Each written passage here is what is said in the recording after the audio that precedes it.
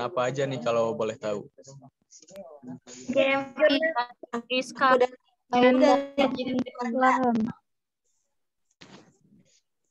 Ada yang dari jurusan ilmu hukum nggak atau FSA, FSH?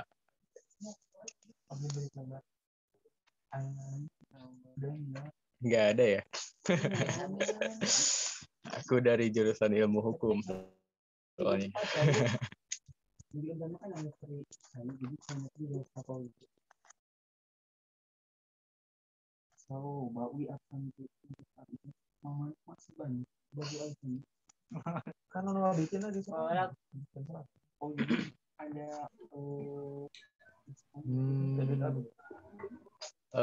Sarah Afriliani, halo, ada di tempat nggak?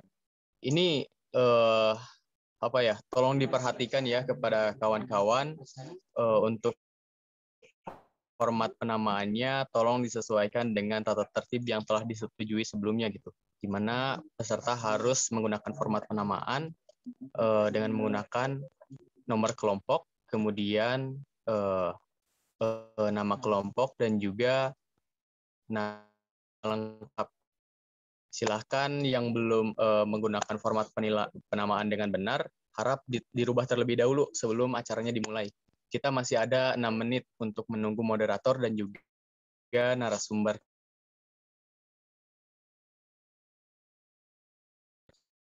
Lita.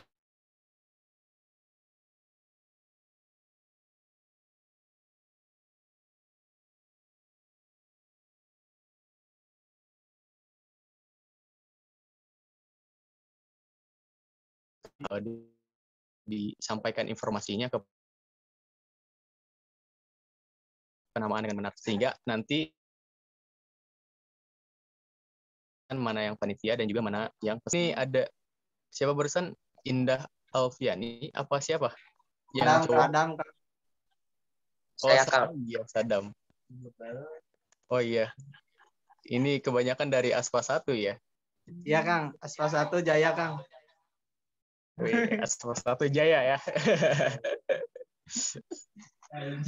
Sadap. Aspa 1 lantai 3 Kang. Siap lantai 3, hidup lantai 3. Ente ulah ngerakeun kayaknya euy. Kudu lobananya ente. Saya di kamar Jalalen Kang. Kang Leo. Oh iya, Curut 1. Curut ya. Kamar curut. Curut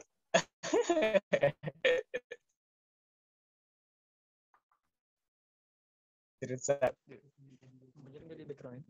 Enggak.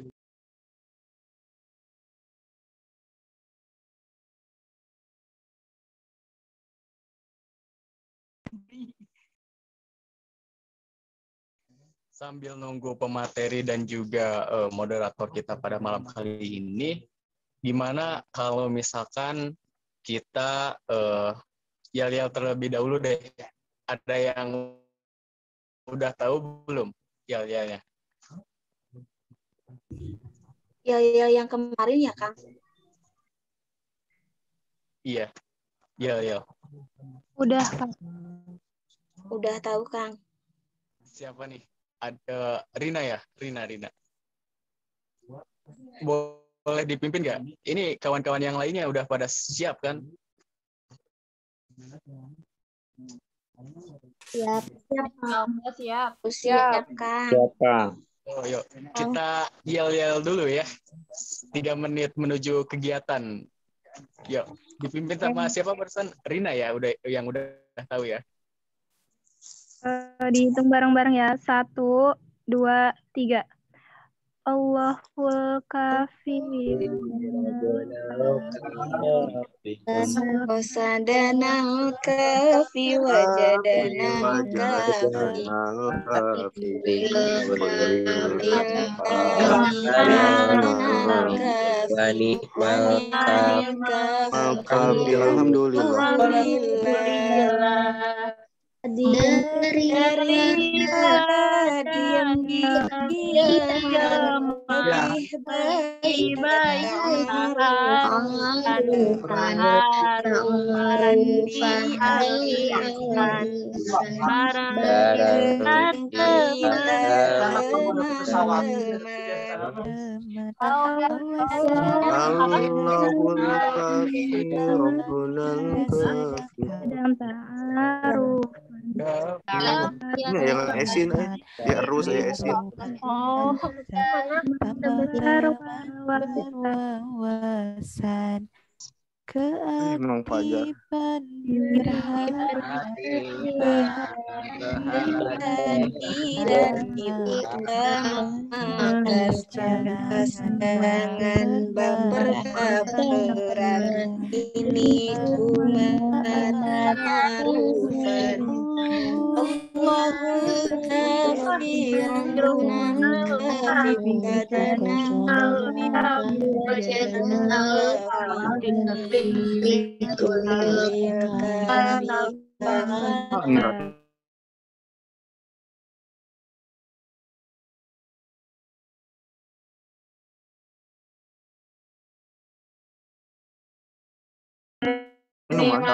Para peserta kali ini. Mantap. Orang yang pernah ban Eh, dinya sekamar gitu. Orang si Asa, si Sem, si Adam, si Sinta.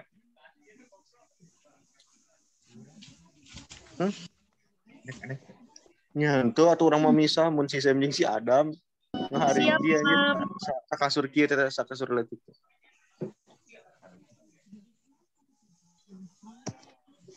UPTQ berprestasi anjir. Ari Saputra dan Rob juara lomba pemakalah terbaik nasional. Anjir. Itu yang lagi bicara tolong di-mute dong. Keren. Oh,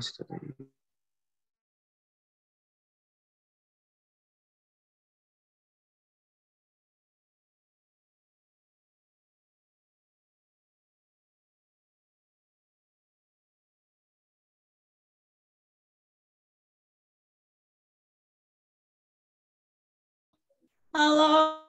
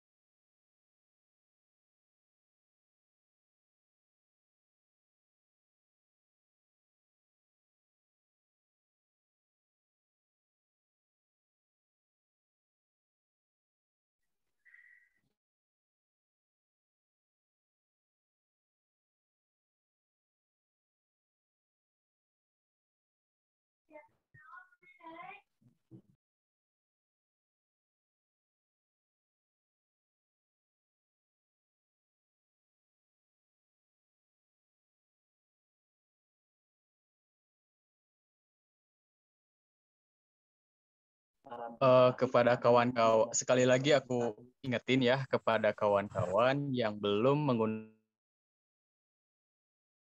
yang sesuai dengan tata tertib yang telah disahkan atau kita sepakati, tolong dirubah terlebih dahulu ya.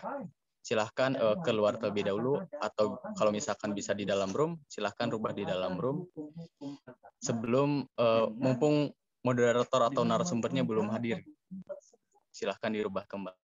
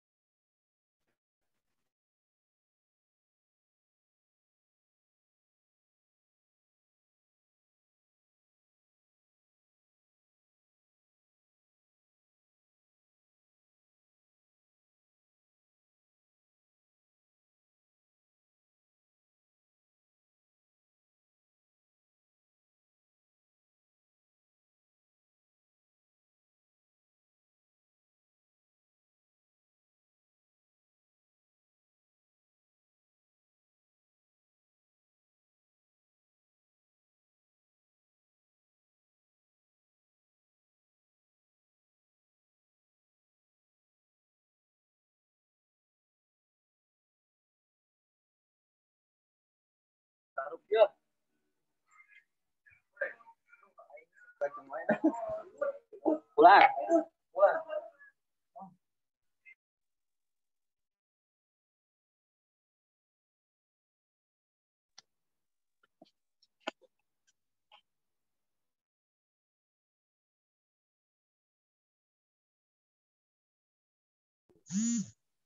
Mana yang bertentangan dengan syariat, yang tidak bertentangan dengan syarat.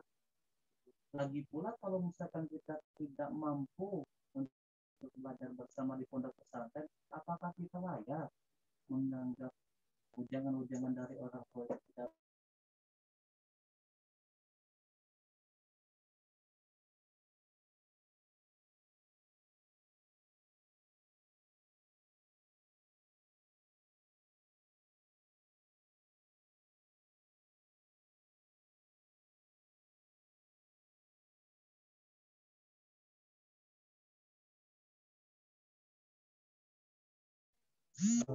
Baik kawan-kawan, sambil menunggu narasumber kita pada malam hari ini,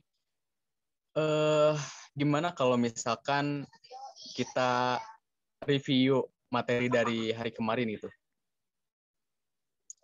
Ada yang mau mencoba untuk mereview? Silahkan.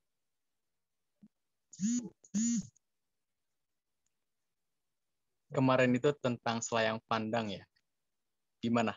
Ada yang berani gak? Ada yang mau gak? Silahkan. Mungkin itu bisa jadi tambah atau nilai tambah bagi kalian juga pada nantinya. Saya Kang boleh mencoba. Siapa ini? Ada Rifa. Rifa ya? Iya. Oke, baik. Jadi materi dari Ta'aruf kemarin itu temanya merupakan kepesantrenan dan juga selayang pandang Pondok Pesantren Al Ihsan. Nah, berdasarkan dari materi yang kemarin yang Rifa tangkap ya. Jadi kemarin itu menerangkan tentang bahwa kita itu harus mengenal dan cinta kepada Pondok Pesantren Al Ihsan gitu. Lalu menceritakan juga tentang perjuangan dan juga pendirian pesantren Pondok Al Ihsan ini. Lalu dijelaskan juga di situ bahwa Al Ihsan itu tuh bukan pondok pesantren salafi ataupun modern, tetapi pondok pesantren Al Ihsan itu merupakan perpaduan antara salafi dan juga modern seperti itu.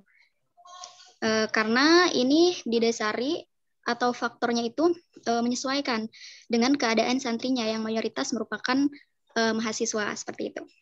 Baik. Nanti kita lanjutkan ya diskusinya. Ya, terima kasih. Alhamdulillah Bapaknya sudah datang ya. Baik, bismillahirrahmanirrahim. Assalamualaikum warahmatullahi wabarakatuh.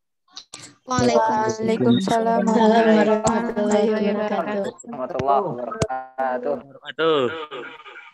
Baik. Alhamdulillahirabbil alamin, rabbil alamin, wa bari dunya batin, wa ala alihi wa sahbihi ajmain. Amma ba'd. Pertama-tama, marilah kita panjatkan puji serta syukur kehadirat Allah Subhanahu wa taala, di mana berkat rahmat dan ridhonya kita bisa berkumpul kembali pada kesempatan kali ini. Salawat serta salam semoga terlimpah curahkan kepada Habibana wa Nabiyana Muhammad sallallahu alaihi wasallam. Tak lupa kepada keluarganya, kepada sahabatnya, tabiin dan atba'ut tabiin, dan semoga sampai kepada kita selaku umatnya. Amin ya rabbal alamin.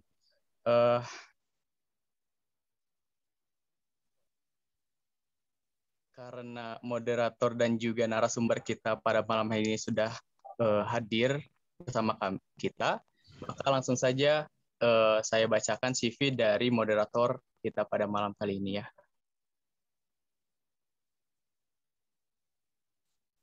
Atas nama lengkap, Abin Rifa Aldani, lahir di Garut 4 Februari tahun 1999, kemudian domisili di Ponpes Al Ihsan Cibiru Hilir, Bandung, kemudian alamat Banjarwangi, Garut. aktivitas mahasiswa Hukum Tata Negara Fakultas Syariah dan Hukum UIN Bandung, kemudian juga santri Pondok Pesantren Al-Ihsan Cibiru Hilir Bandung. Untuk akun sosial media, Facebook atas nama Abin Rifa Aldani, kemudian IG Abdi Abin, kemudian untuk emailnya sendiri abinaldani11@gmail.com. Nah, kemudian untuk pendidikan formalnya, pertama SMAN 1 Sukamah Tasikmalaya dari tahun 2014 sampai 2017.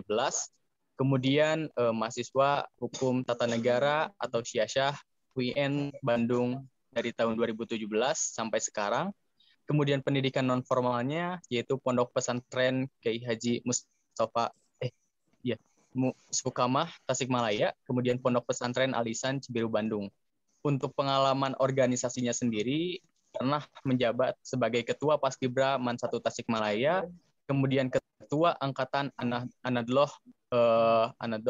2017 Pondok Pesantren Al-Ihsan, kemudian pernah menjabat juga sebagai Ketua HMU Hukum Tata Negara Kabinet Adigana dari tahun 2020 sampai 2021, kemudian pernah menjabat sebagai Menteri Pendidikan Ospay Al-Ihsan dari tahun 2020 sampai 2021, kemudian anggota Himpunan Mahasiswa Islam Komsyarkum Takaba, member of ASEAN Muslim Student Association, kemudian founder Adigama Institute, dan juga untuk prestasinya sendiri, pertama pernah menjadi juara 1 debat tingkat SLTA se-Jawa atau DKI Banten dari tahun 2017, kemudian juara 1 debat Syariah and Law UIN Sunan Gunung Jati Bandung tahun 2019, Best Speaker debat Syariah and Law UIN Bandung 2019, dan pernah menjadi delegasi UIN Bandung debat Syariah Event 2019 di Medan.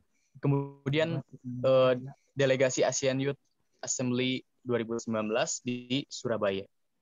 Baik, kepada Kang Abin, langsung saja waktu dan tempat saya persilahkan.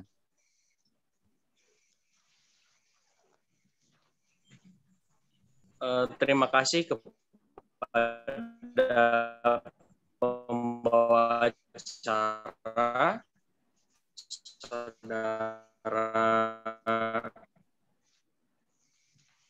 Fajar yang telah memberikan waktunya. Bismillahirrahmanirrahim. Assalamualaikum warahmatullahi wabarakatuh. Waalaikumsalam warahmatullahi wabarakatuh. Madin wa ala alihi wa ashabihi.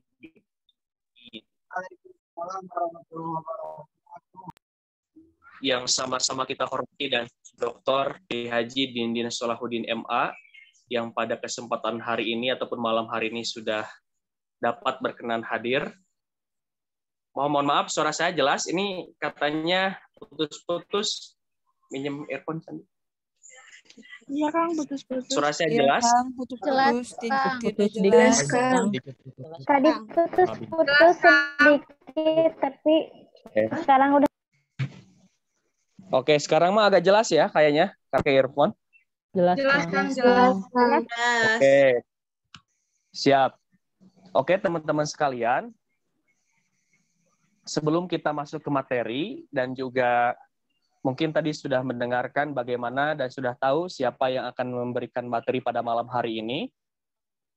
Harapan besarnya teman-teman sini, nanti ketika materi dipaparkan, mari simak dengan baik. Kemudian jangan lupa untuk mematikan ataupun memute-kan sound-nya ataupun speaker-nya supaya nanti tidak terjadi benturan ataupun bentrokan antara suara gitu ya. Nah, pada malam hari ini kita akan membahas tentang sistem pendidikan di pesantren Al-Ihsan. Gimana sih sistem pendidikan yang ada di pesantren Al-Ihsan? Tentunya teman-teman sudah sedikit mengetahui ataupun wawasan tentang bagaimana sistem-sistem yang ada di berbagai pesantren, baik itu pesantren klasik, modern, ataupun semi-modern, ataupun yang tadi campurannya. Nah, supaya teman-teman lebih mengenal di mana dan bagaimana mekanisme ataupun sistem yang ada di pesantren ini, maka mari simak dengan baik. Materi ini akan disampaikan langsung oleh Kabag Akademik Pondok Pesantren Al-Ihsan. Tapi sebelum kita masuk ke materi, saya akan membacakan terlebih dahulu CV daripada pemateri. Pemateri kita pada malam hari ini adalah Profesor Dr. Kiai Haji Dindin Solahuddin, MA. Beliau tempat dan tanggal lahirnya di Bandung pada tahun 1966. Kewarganegaraan tentu saja Indonesia, alamat rumah di Cibiru Hilir, masih di Komplek Pesantren Al Ihsan, gitu ya. Alamat rumah di Cibiru Hilir, kemudian alamat email dindin.solahuddin@winsgd.ac.id. Riwayat pendidikan, pertama pendidikan formal beliau S1 di Fakultas Usuluddin IAIN Sunan Gunung Jati Bandung, lulus pada tahun 1991. Kemudian S2, beliau menempuh pendidikan di Australian National University Canberra di Australia ya, S2-nya. S3 dilanjutkan lulus pada tahun 2012. Sementara kemudian pendidikan non formal beliau, pertama beliau pernah mengemban pendidikan di Pondok Pesantren Al Jawami Bandung dan lulus ataupun belajar dari tahun 1979, kemudian di Pesantren Pabelan Magelang pada tahun 1980, juga beliau mengikuti pendidikan calon dosen yang diselenggarakan oleh Kementerian Agama Republik Indonesia pada tahun 1992. Nah, pengalaman organisasi beliau, pertama beliau pernah menjabat sebagai sekretaris di ICMI Orsat Canberra, Australia pada tahun 1994 sampai 1995. Kemudian menjabat di MUI Kabupaten Bandung sebagai ketua bidang pada tahun 1998 sampai sekarang, dan juga di Jamiatul Qura wal Hufaz Nahdlatul Ulama bidang tafsir dari tahun 2017 sampai sekarang. Nah, itu mungkin CV atau kurikulum kita dari pemateri. Maka dengan itu supaya mengefisienkan waktu, mari kita sambut pemateri kita pada malam hari ini, Ayahanda Profesor Dr. Kiai Haji Dindin Solahuddin MA. Kepadanya disilahkan.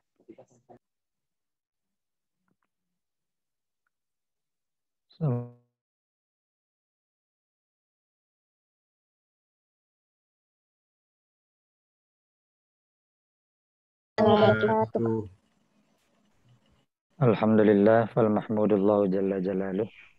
Assalatu wassalamu ala rasulillah, fal musalla ala sayyidina Muhammadin wa aluh. Wa nada'u lima salihil ummah, fal mada'u lahul watan wa rijalu amma ba'd.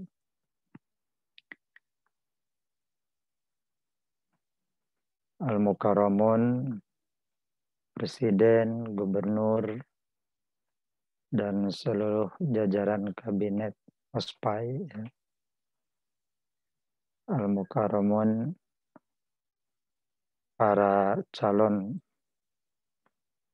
tokoh masa depan bangsa Indonesia, 200 sekian santri baru Pesantren Al Ihsan. Pertama, saya ingin dengan rasa bangga penuh haru ingin mengucapkan selamat bergabung dengan komunitas Pesantren Al Ihsan. Insya Allah Anda sudah masuk ke jalan yang benar ya, masuk ke Pesantren Al Ihsan. Dan mudah-mudahan Kabinet OSPAI bisa mengantarkan Anda mewujudkan mimpi-mimpi besar Anda di kemudian hari. Ya. Pak Bin ini 200 sekian orang ini semua mahasiswa UIN. Ya. Ada yang di luar UIN? Ada juga beberapa orang Pak yang di luar UIN, tapi mayoritas mahasiswa UIN. Yang di luar UIN di mana?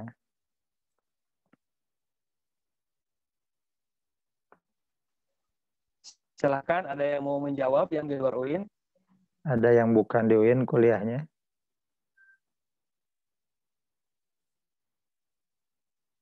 Tidak ada? Saya, Bapak. Oh iya. Siti Utami di mana kuliahnya? Di UP Cibiru. Oh, di UP ya.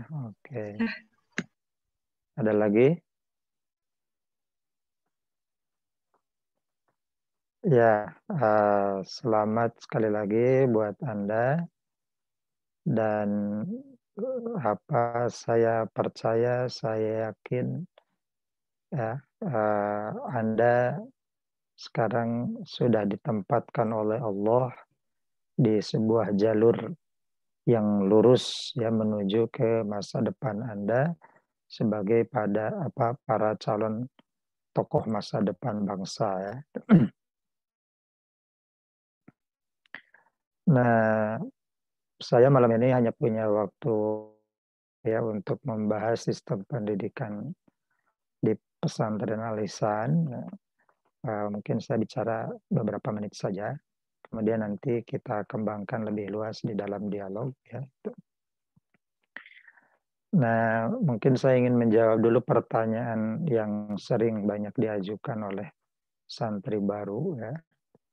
Yaitu apa sih keunggulan pesantren Al-Ihsan itu ya. Nah, kita lihat dari kurikulumnya ya. Di slide pertama ya itu kita lihat kurikulum pesantren Al-Ihsan itu dari segi aspek kajiannya itu meliputi 3 rukun agama ya. Iman, Islam.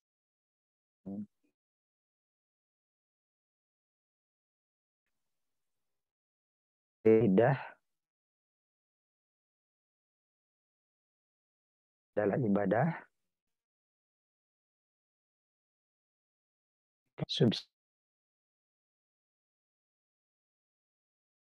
Kalau ditanya apa sih keunggulan Al-Ihsan?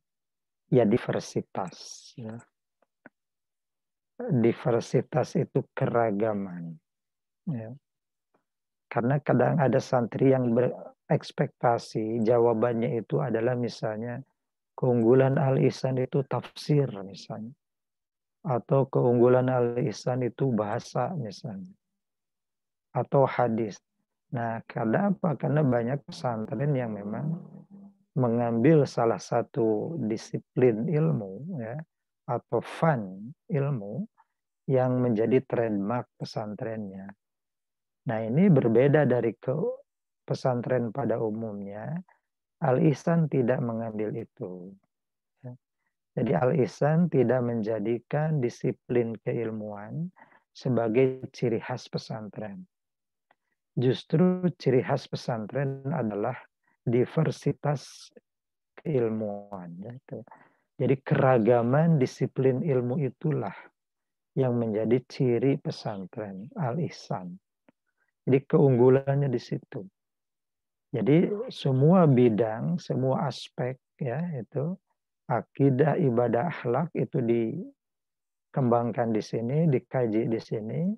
Dengan materi fokusnya itu diambil dari tafsir Quran, dari tafsir hadis, dengan bahasa Arab, dengan bahasa Inggris, semua itu dikembangkan di pesantren Al-Ihsan. Ya. Sehingga Anda mendapati di Al-Ihsan itu ada yang jago tafsir, ada yang jago hadis, ada hafiznya, ada yang tafsirnya juga ada yang bahasa Arab, ada yang bahasa Inggris, ada yang bahasa Indonesia, kemudian nahwunya juga jago-jago gitu. Nah, jadi ini sebuah keniscayaan, sebuah pesantren yang isi santrinya adalah mahasiswa dengan latar belakang rencana profesional yang beragam. Maka mau tidak mau pesantren Al-Ihsan ini harus menganut diversitas, yaitu keragaman disiplin ilmu. Ya. Karena Al-Ihsan disediakan oleh pimpinannya dan didirikan oleh pendirinya itu untuk mengayomi, menyantuni kebutuhan para mahasiswa sesuai dengan minat masing-masing. AA Bin itu adalah mahasiswa syariah. Dia mengembangkan disiplin ilmu syariah dengan spesialisasi tertentu. Nah, Al-Ihsan harus bisa menyediakan, memfasilitasi seorang abin untuk mendalami keilmuannya. Jadi pesantren Al-Ihsan itu membackup ya santri-santri sesuai dengan minat akademiknya masing-masing.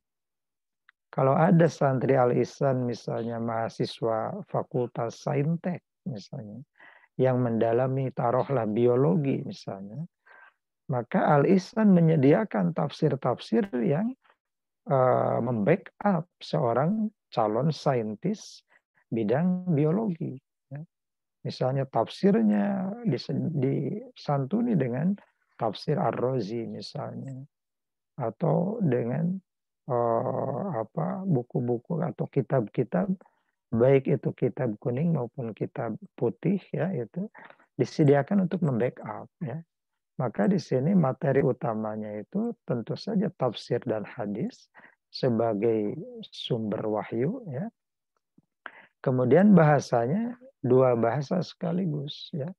Yang bahasa Arab ada, jadi kalau nanti Anda itu tafsir itu ada tafsir yang dijelaskan dengan bahasa Inggris, ada yang tafsir dengan bahasa Arab ya. Begitu juga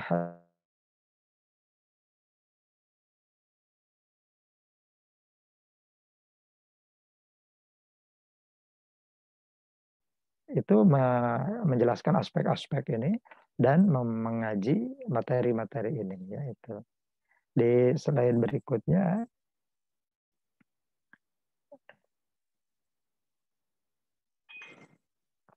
ya, nah masih kurikulum juga ya.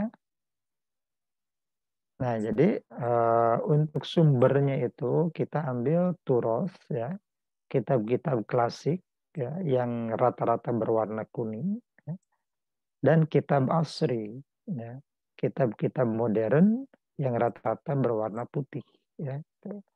Meskipun itu tidak selamanya begitu. Nah, ini yang terkenal itu disebut kitab kuning, kitab putih. Nah, itu tidak heran kalau Anda nanti lihat di Al-Ihsan itu dua-duanya ada. Ya.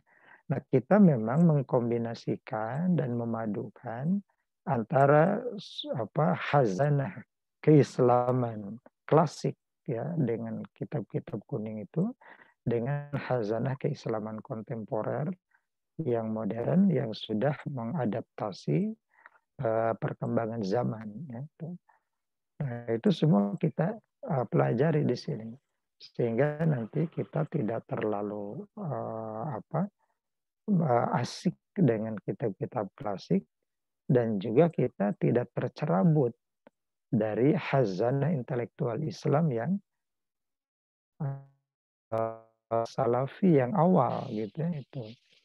Jadi semuanya kita kaji gitu. Mungkin nahwu nanti ada buku nahwu klasik ya seperti Jurumiyah, Alfiyah dan seterusnya itu, atau ada yang modern ya, mungkin nahwul wadih dan seterusnya itu. Nah, jadi ini kita padukan dan nanti setiap santri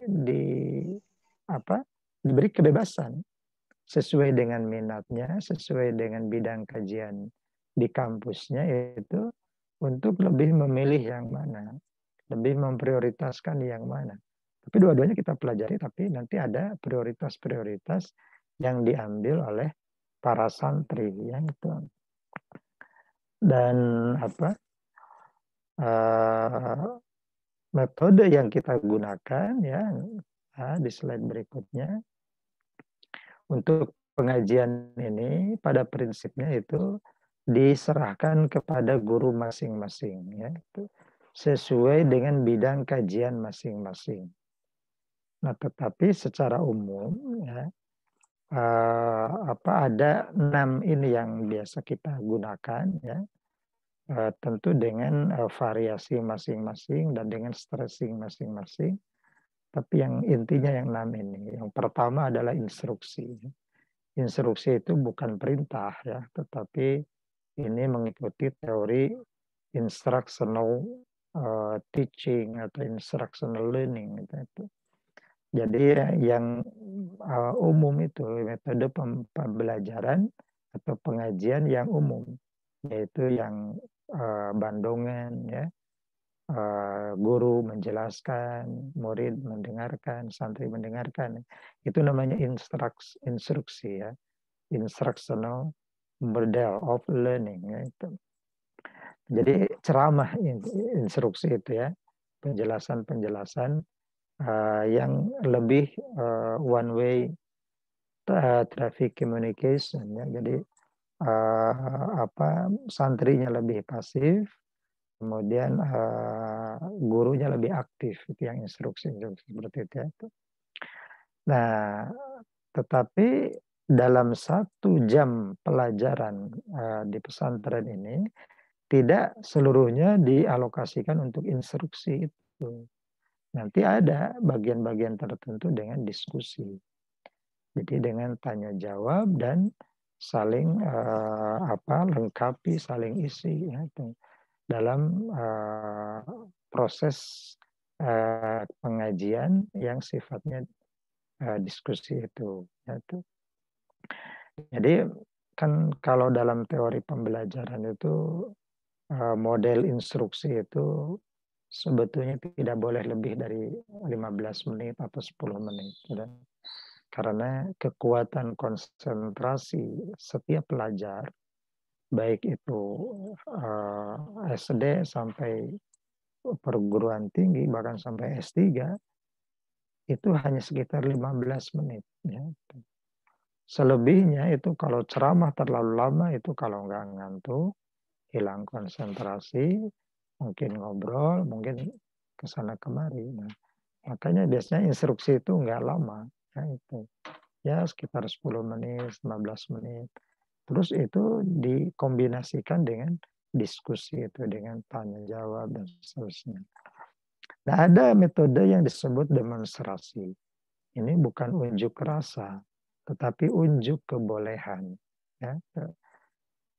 Apa maksudnya ini metode demonstrasi? Yaitu ini biasanya diberikan kesempatan kepada santri untuk menunjukkan kebolehannya membaca naskah-naskah berbahasa Arab atau berbahasa Inggris, ya, dibaca oleh santri, ya, itu. Jadi ini disebut metode demonstrasi, ya. Demo itu ya pertunjukannya, menunjukkan. Jadi unjuk kebolehan. Jadi ini akan lebih membuat aktif para santrinya. Jadi ini termasuk active learning, yaitu para santri lebih aktif. Jadi dia lebih menjadi pusat proses pengajian, ya, itu. Jadi bukan guru yang dominan, tapi santri yang dominan. Maka santri membaca, santri juga mengoreksi, santri juga saling melengkapi, ya, itu saling mengisi.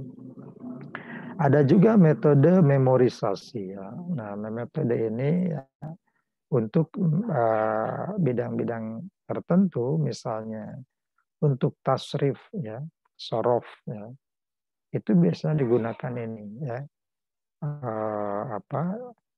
karena wazan-wazan itu misalnya itu harus dihafalkan, ya. Kalau nggak dihafalkan itu dijamin tidak bisa mengikuti, ya, sorof itu. Atau mungkin Quran, ya, itu ada tahfidz, ya. Kemudian untuk menghafal ini juga bisa dikombinasikan dengan puitisasi. Puitisasi ini sebenarnya pengembangan semacam syair, ya. Nah, seperti kitab Imriti itu kan modelnya puitisasi. Jadi ada nazom-nazom syair, ya, sehingga hafalannya lebih mudah, ya. Alfiyah itu kan bait-bait, ya, yang itu bisa dinyanyikan, ya, dengan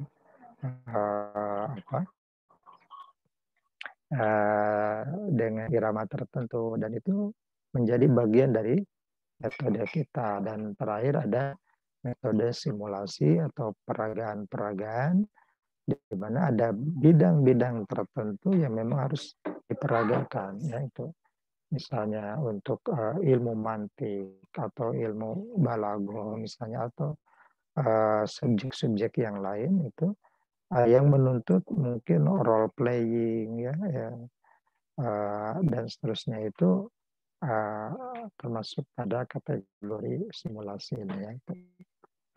Dan terakhir ya tentang apa sorogan ya. Jadi kita memberikan kesempatan kepada para santri untuk melangsungkan pengajian yang sifatnya independen ya, pengajian mandiri itu kan selama ini yang memang berlangsung di pesantren-pesantren itu apa yang dikenal dengan sorogan ya. Sorog itu dari bahasa Arab ya, itu artinya sebetulnya mu'arabah ya itu. Jadi kan itu apa Nabi Muhammad SAW itu sering melakukan sorogan kepada malaikat Jibril ya. Termasuk malaikat Jibril juga untuk mengecek kemurnian teks-teks Al-Quran itu dengan model sorogan yang digambarkan di dalam hadis-hadis itu. Kalau sedang mengecek itu seperti beradu antara lutut Nabi dengan lutut malaikat itu ya, itu saking dekatnya apa komunikasi antara narasumber dengan muridnya itu ya, itu dengan pembelajarnya itu. Nah, sorogan ini memiliki keunggulan ya, sekurang-kurangnya 3 hal ini ya. Ya, pertama ada fleksi subjek itu.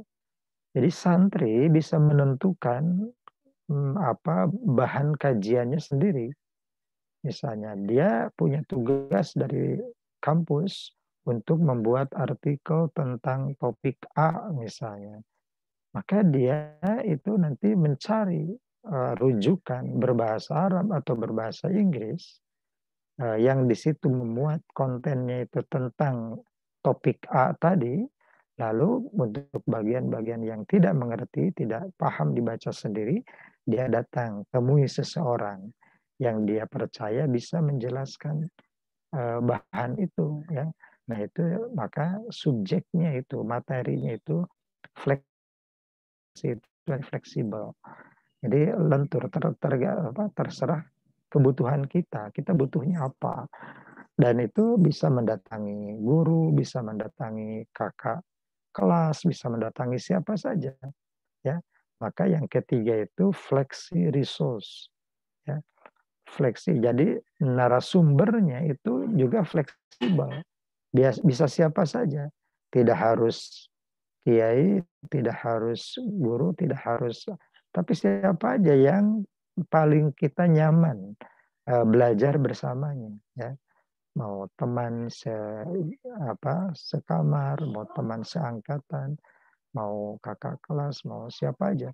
Kalau memang ingin mendapatkan keberkahan lebih, mau langsung dengan Pak Haji misalnya silahkan, atau dengan siapa ya, guru yang menurut santri itu yang paling efektif kalau menjelaskan, silakan.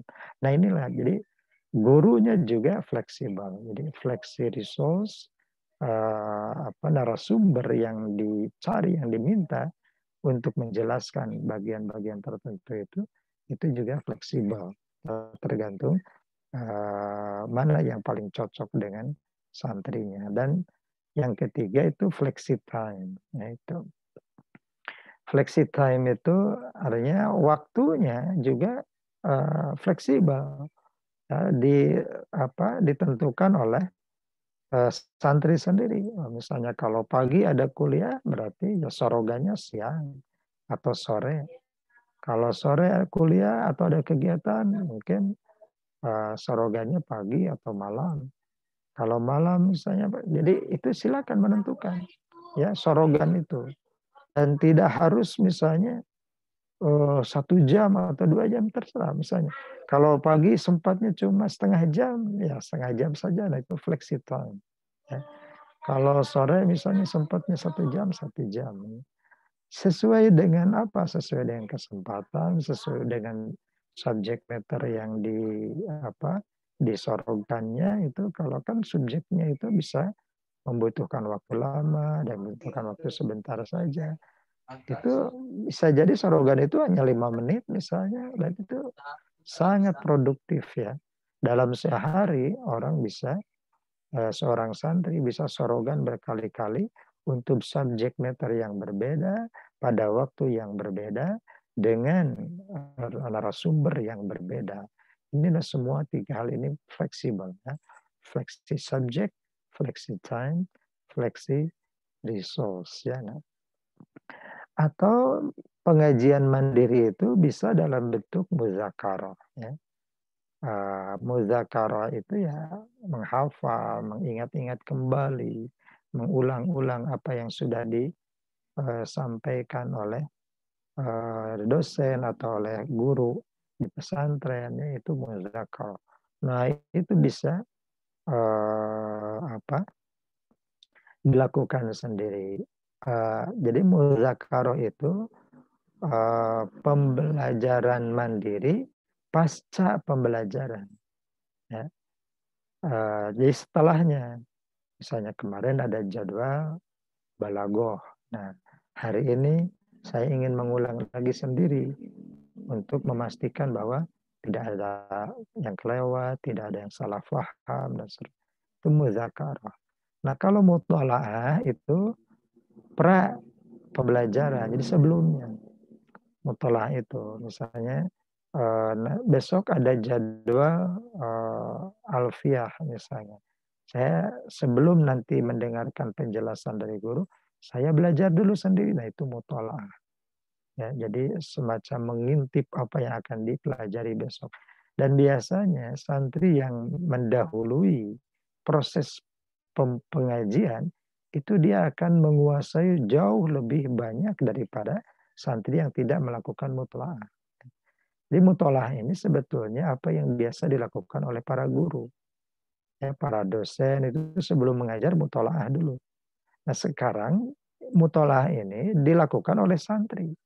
Maka itu pasti itu dia akan mendapat lebih banyak gitu ya, lebih produktif itu perkuliahan besoknya itu. Kalau sebelumnya dia sudah baca-baca, sudah melihat-lihat materinya. Jadi itu sifatnya antisipatif ya mutola'ah itu sebelumnya. Kalau muzakarahnya itu muzakarah itu sifatnya evaluatif. Jadi setelahnya, setelah pembelajaran. Nah, ini semua bisa dilakukan dalam pengajian mandiri. Silakan diatur sendiri bahannya apa, jadwalnya kapan, dengan siapa, apa yang mau saya muzakarah, apa yang mau saya mutola'ah. Itu semua berpulang pada keputusan sendiri, ketetapan sendiri. Dan inilah kalau santri sudah bisa mengoptimalkan peluang pengajian mandiri ini, maka dia akan punya masa depan yang jauh lebih gemilang ya, akan lebih sukses, prestasinya akan lebih bagus ya.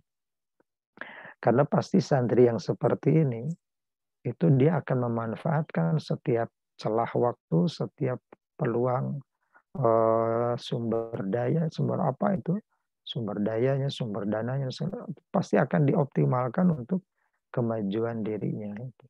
Jadi tidak mungkin orang yang rajin pengajian mandiri itu kok tidak ikut pengajian, itu tidak mungkin. Sebab dia jangankan pengajian yang dijadwalkan. Yang tidak dijadwalkan pun dia bikin jadwal sendiri. Nah itu dengan pengajian mandiri ini. Itu. Jadi jangan heran kalau nanti ada santri misalnya yang belang betong ngajinya. Ya, itu pasti dia jarang melakukan pengajian mandiri. Ya, itu. Karena kalau ritme semangat mengajinya itu untuk yang pengajian mandiri seperti ini pasti sangat tinggi ya. Nah terakhir saya ingin mengucapkan selamat ya kepada Anda semua. Selamat apa? Di slide berikutnya yaitu selamat beribadah dan selamat berjihad. Ya. Silakan Abin itu slide berikutnya. Ya.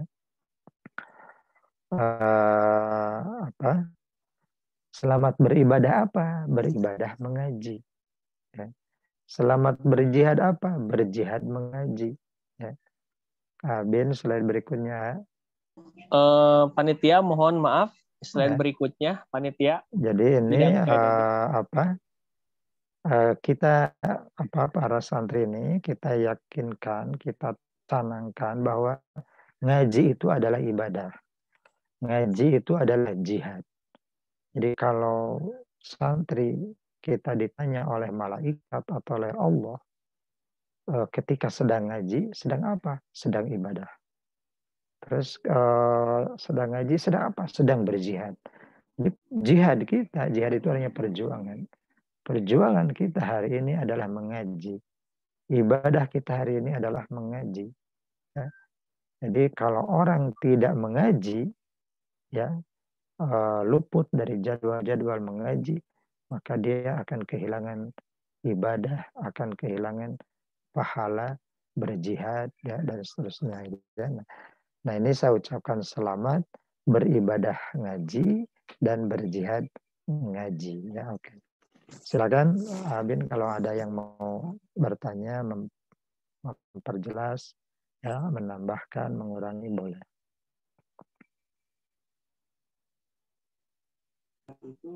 Baik, teman-teman sekalian, terima kasih kepada Pak Prof yang sudah memberikan materinya. Yang ingin bertanya untuk teman-teman sekalian, bisa raise hand dulu. Silakan raise hand. Yang ingin bertanya langsung ya, silakan untuk raise hand. Di sesi pertama ada 3 orang penanya.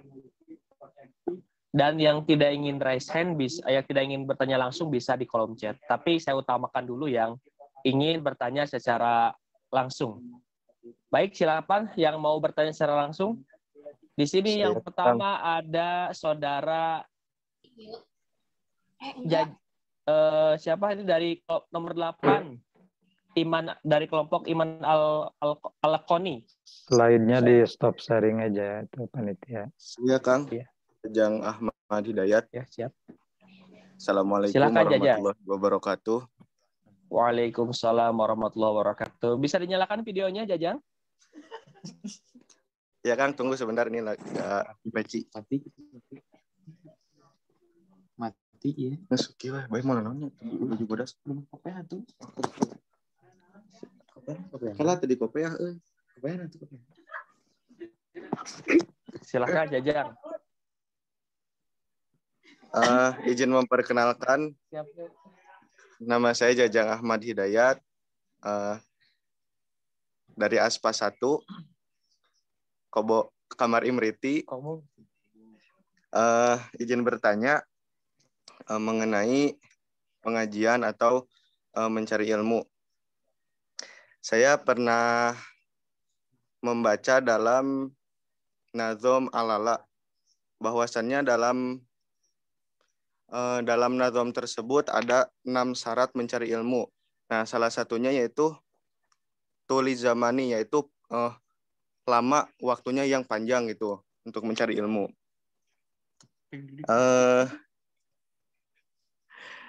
Dalam mencari ilmu bahwasannya itu harus lama.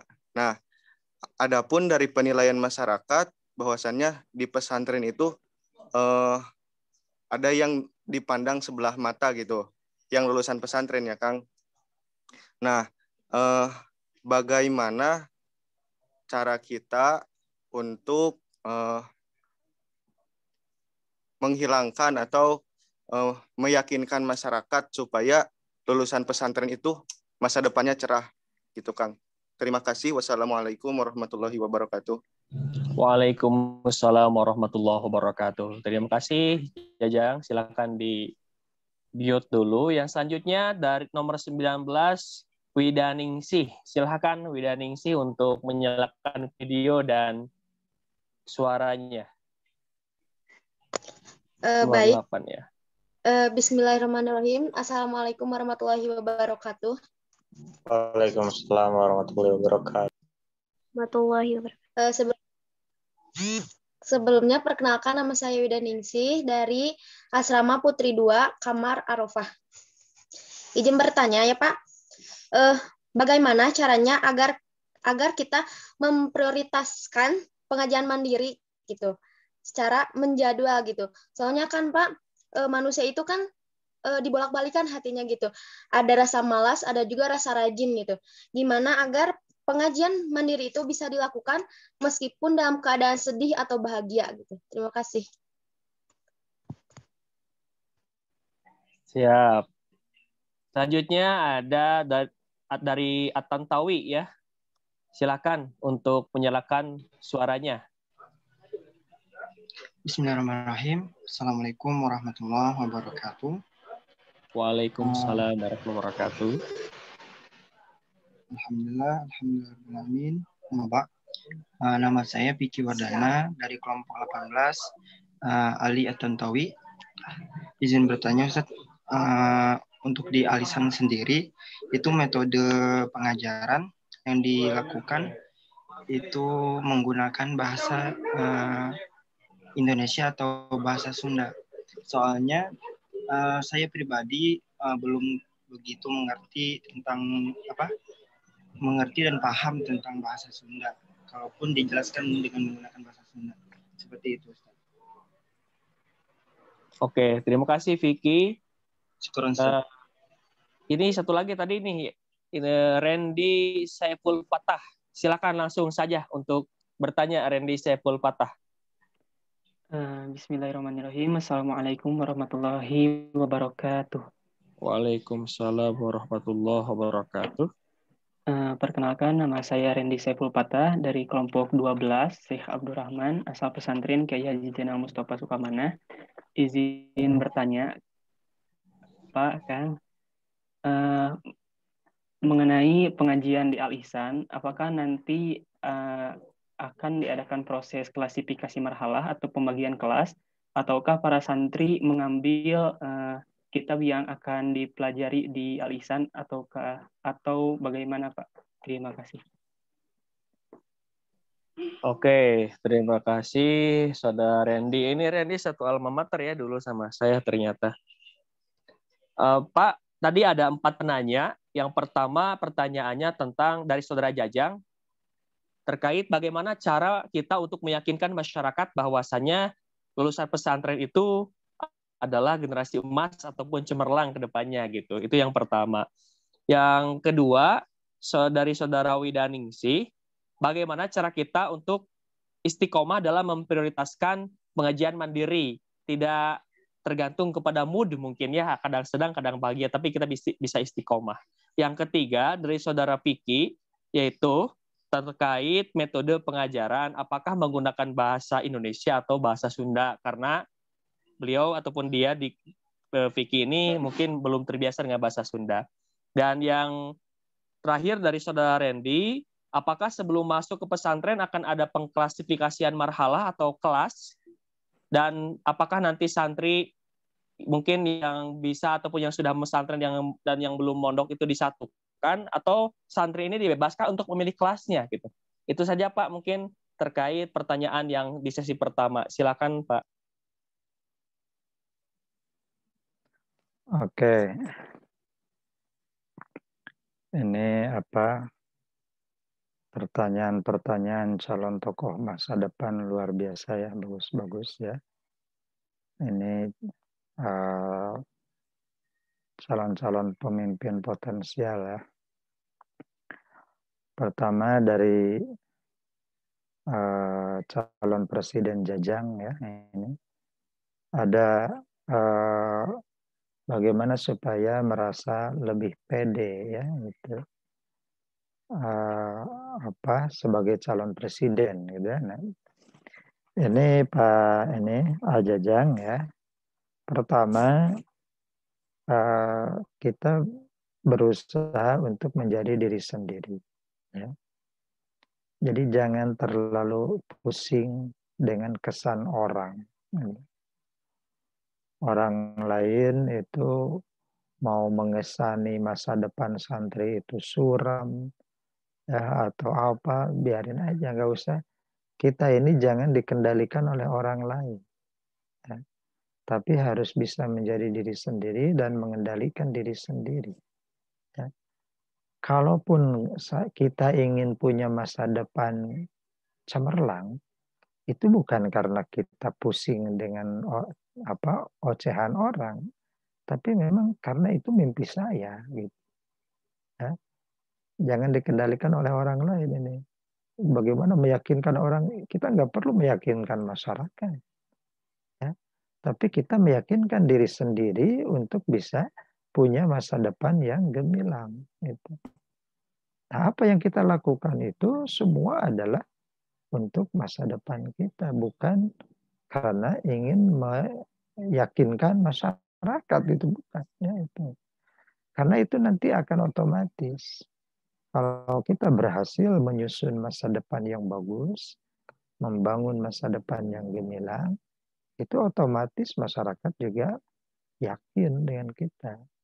Tapi kalau kita mimpinya, obsesinya ingin meyakinkan masyarakat, belum tentu itu masa depan kita tercapai.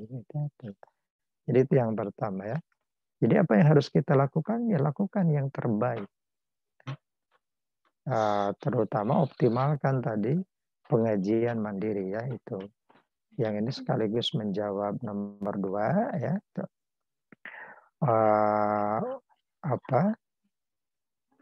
Untuk istiqomah belajar mandiri itu sekali lagi ini kita harus sudah menancapkan semacam benchmark ya, apa yang akan kita raih gitu ya.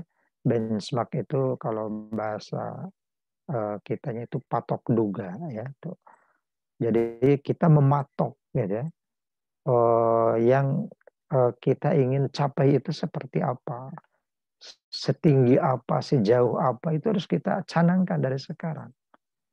Dan kalau itu sudah ada sasaran tujuan kita, ya, itu ya apa yang kita lakukan semua akan menyasar ke sana, akan menuju ke sana.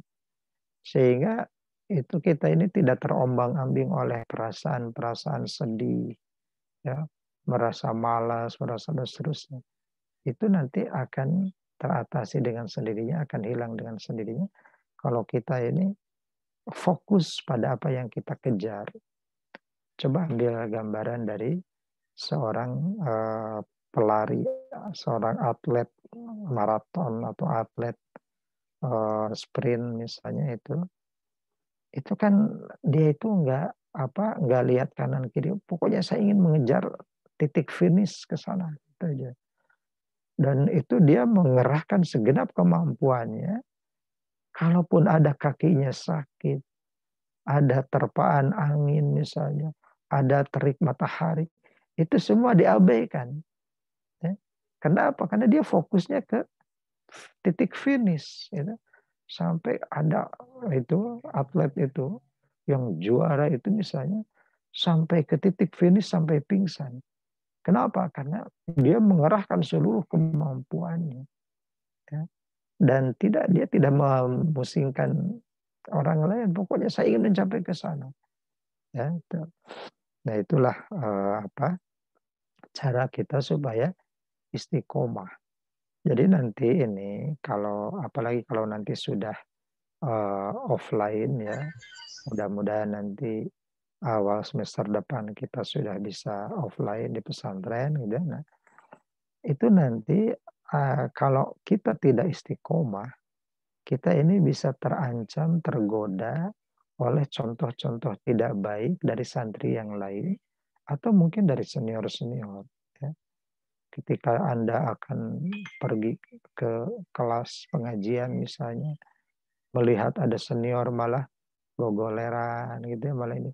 Mungkin Anda langsung tertahan langkah Anda karena Anda tergoda oleh senior yang malas-malas misalnya. Nah ini kalau luak lihat ya, tengok kanan tengok kiri yang tidak baik itu bisa mengganggu kita. Maka kalau kita sedang menuju sebuah tujuan, sebuah bidikan ya, itu maka fokus ke sasaran bidik kita ya.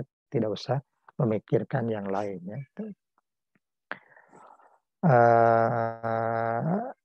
Ini bagaimana ini bahasa Indonesia dan bahasa Sunda ya.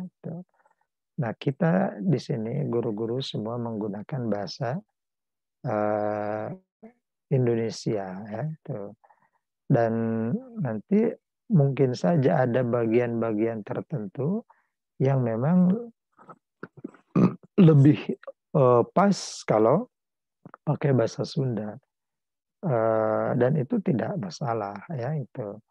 Misalnya begini, ada guru yang menggunakan metode logat ya, ngalogat. Ngalogat itu kalau orang Jawa ya pakai bahasa Jawa. Kalau orang Sunda ya pakai bahasa Sunda. Dan itu tidak berat itu untuk belajar ngalogat pakai bahasa lain itu. Ya, saya dulu pesantren di Sunda ya ngalogat pakai bahasa Sunda. Saya pindah ke pesantren di Jawa ya ngalogat pakai bahasa Jawa. Ya. Saya juga pesantren di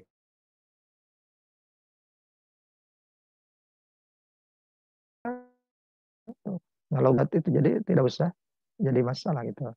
Nah, mungkin saja nanti ada salah seorang guru ya itu yang mungkin dominasi penjelasannya itu lebih banyak bahasa Sundanya. Karena dia sudah sangat menghayati bahasa Sunda, dan kalau dia pakai bahasa Indonesia itu bisa kehilangan mood atau kehilangan apa dalam mengajar gitu ya tuh. Jadi tidak nikmat lagi mengajarnya itu kalau pakai bahasa Indonesia misalnya. Mungkin saja ada yang seperti itu. Nah, untuk bagian-bagian untuk dengan guru yang seperti itu nanti Fikri disarankan untuk mencatat bagian-bagian yang tidak paham. Nah, nanti itu dikejar melalui sorogan ya itu. Jadi nanti misalnya selesai pengajian, temui teman yang orang Sunda atau senior, minta dijelaskan kembali bagian-bagian yang miss ya dari apa yang dijelaskan oleh guru yang lebih dominan menjelaskannya pakai bahasa Sunda itu. Dan saya kira nanti hari ini Fikri ini kalau belajar bahasa Sunda itu nggak perlu setahun ya, itu paling seminggu 2 minggu, sebulan 2 bulan itu juga sudah bisa nanti kalau sudah di sini. Kita ini ada sejumlah mahasiswa itu orang luar negeri, ya. Ada dari Malaysia, dari Thailand, dari Afrika gitu ada. Tapi itu begitu di Bandung beberapa bulan sudah bisa mengikuti ceramah-ceramah atau kuliah-kuliah berbahasa Indonesia bahkan bahasa Sunda gitu. Jadi saya kira itu ya itu. Dan bahkan kalau di beberapa perguruan tinggi di luar negeri itu, kalau kita ingin melakukan penelitian misalnya di sebuah negara, maka wajib kita belajar bahasa daerah negara tersebut. Misalnya ada yang penelitian di India atau di Pakistan misalnya. Sebelum penelitian harus belajar dulu bahasa Urdu misalnya. Ada yang belajar, ada penelitian di Timur Timur misalnya. Ya harus belajar dulu bahasa Rote misalnya dan seterusnya itu. Jadi ini tidak sulit belajar bahasa yang bukan bahasa ibu itu. Dan yang terakhir dari calon gubernur Randy ini ya, ini ada placement test atau tidak ada ya. Jadi biasanya nanti kita itu di awal itu ada placement test ya.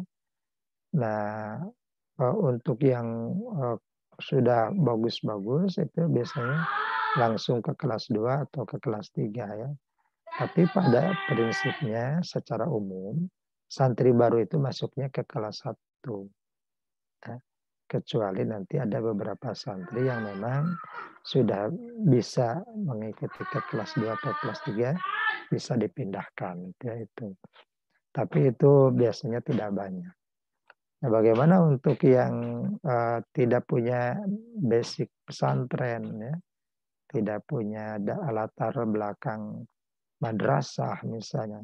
Nah, itu nanti kita siapkan ada kelas khusus, ya, bukan khusus tapi tamhidiyah, ya, kelas persiapan. Ya. Nah, kelas persiapan ini bisa digunakan untuk menutupi kelemahan yang tidak punya latar belakang madrasah atau pesantren, ya itu. Tetapi sebetulnya lebih luas lagi, itu bisa dioptimalkan peluang sorogan tadi, pengajian mandiri itu. Jadi nanti untuk yang masih kurang dasar-dasarnya itu bisa ikut pengajian mandiri, itu. Karena sebetulnya kita ini untuk semua aspek yang tadi, materi-materi yang tadi, itu kita mulai dari dasar. Ya. Misalnya untuk nahwu sorof, kita mulai dari dasar. Kelas 1 itu ya jurumiyah, ya, sorofnya, tasrifan yang dasar semua. Ya. Jadi sebetulnya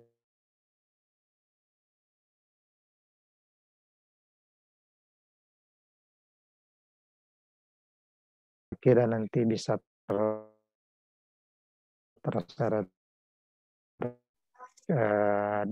dasarnya terlalu minim misalnya, itu nanti bisa digunakan kesempatan pengajian mandiri tadi. Oke, silakan Abin. Sepertinya waktunya sudah habis, tapi kalau mau dilanjutkan boleh saja. Oke, siap. Nampaknya semakin malam, Pak, semakin banyak yang ingin bertanya ini, Pak. Tadi ada yang di kolom chat tadi dari saudara Sofi sudah terjawab, mungkin sekaligus karena sama pertanyaannya. Nah, ini dari Ilma ada yang bertanya terkait manajemen waktu. Nah, bagaimana cara manajemen waktu antara kuliah dan mengaji, itu yang pertama intinya. Kemudian ini ada satu lagi dari Siti Utami Mutmainnah bertanya tentang apakah di alisan itu ada ujian akhir pesantren atau ujian praktiknya, lalu akan diberikan rapot atau ijazahnya gitu. Nah, ini dari Siti Utami Mutmainnah. Nah, satu lagi ini kesempatan terakhir bagi teman-teman untuk menambah nilai juga nih dari panitia nantinya. Silakan yang ingin bertanya secara langsung, raise hand. Satu orang aja terakhir ini. Nah, ada Hamiduddin. Silakan karena yang tercepat ya ini Hamiduddin Nasir. Silakan untuk menyalakan suaranya, Hamiduddin. Baik, Kang. Terima kasih atas waktunya. Izin bertanya, sebenarnya kemarin udah bertanya, cuman agak kurang puas gitu sama jawabannya. Misalkan seperti Akang kan seorang pejabat kampus gitu yang aktivis di kampusnya. Nah, misalkan ada suatu kegiatan yang tidak bisa ditinggalkan, apakah dari pondok pesantren Alisan tersendiri mempunyai keringanan untuk orang-orang seperti itu gitu? Terima kasih. Oke, siap Hamiduddin ya. Ini mungkin kasihan nih Amelia, udah terakhir ya Amelia ya. Silakan Amelia dari kelompok Al-Ghazali, silakan terakhir sebelum ditutup untuk nyalakan suara.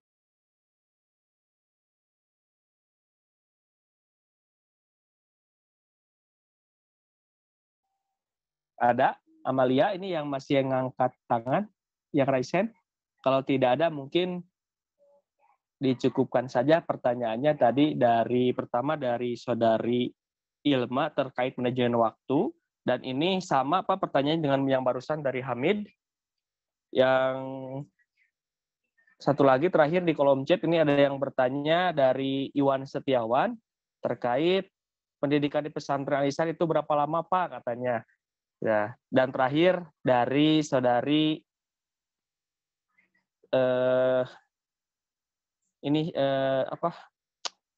Siti Utami, apakah di Alisan itu nanti ada ujian akhir dan diberikan rapot gitu. Nah, itu saja Pak pertanyaan-pertanyaan yang diajukan dari peserta taruh. Silakan Pak.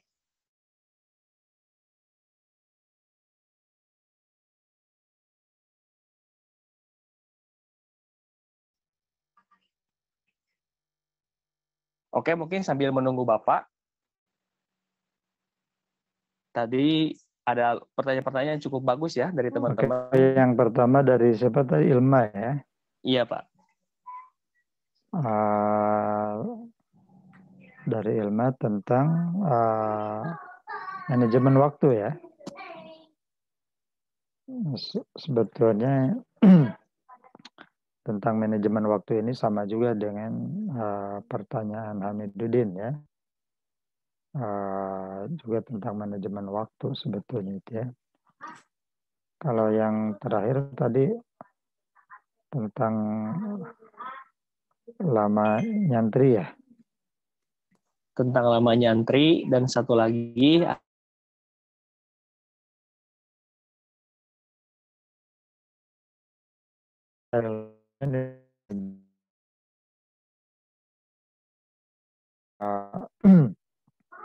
pertama kita harus punya dulu semacam pendirian ya. Kita harus punya garis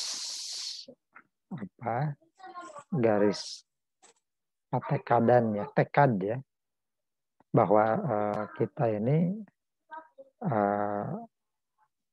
mau tidak usah membeda-bedakan apakah kita ini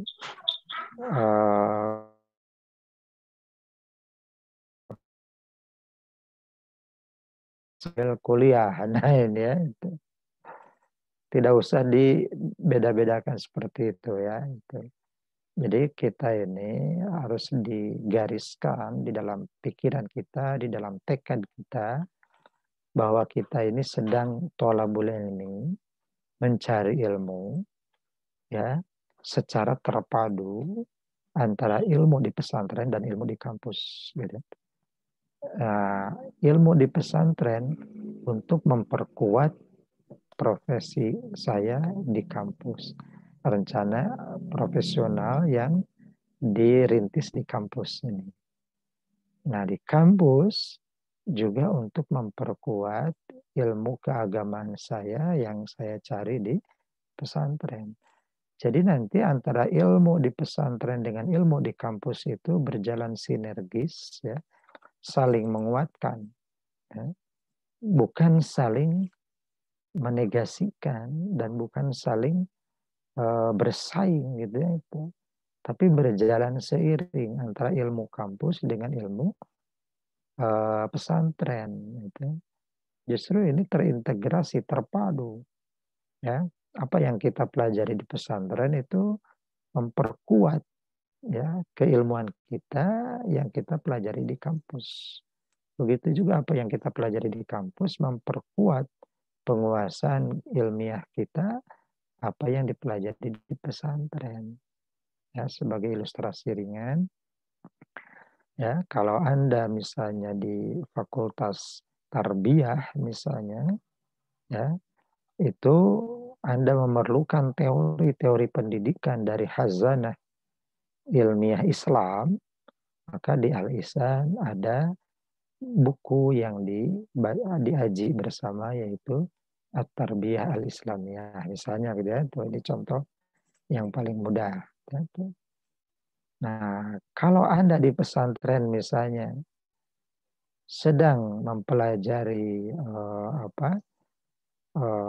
hadis misalnya dipelajari di pesantren, nah, bagaimana supaya hadis ini misalnya bisa dijelaskan secara ilmiah dari ilmu alam misalnya, dari sains, maka Anda gunakan ilmu taruhlah fisika atau biologi yang Anda pelajari di kampus itu untuk memperkuat pemahaman Anda terhadap hadis yang dipelajari di pesantren. Nah, gitu. Ya, jadi lain saling menguatkan, saling menopang. Jangan dibenturkan. Nah, inilah cara kita mengelola waktu kita. Jadi waktu kita ini tidak saling bertabrakan, tidak saling menggeser, tidak saling menyempitkan, tapi saling meluaskan, saling bersinergi, saling berpadu ya. Jadi kita memadukan kampus dengan pesantren, menjadikan sebagai satu kepentingan kita untuk thalabul ilmi itu ya. Dengan demikian nanti kita tidak ada cerita wah saya mah tidak ngaji. Kenapa? Karena saya capek sudah belajar di kampus. Nah itu. Atau wah saya ke kampus terlambat. Kenapa? Karena saya tadi ngaji sampai malam. Nah itu tidak ada cerita begitu. Gitu. Jadi itu di manage sedemikian rupa waktunya ya.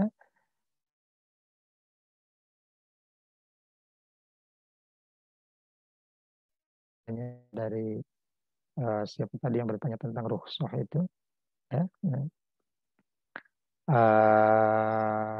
Apa di pesantren juga apa memberikan apa fleksibilitas ya kepada santri kalau memang ada yang kegiatan yang terjadi pada saat yang sama, itu silakan santri memilih menentukan skala prioritas ya.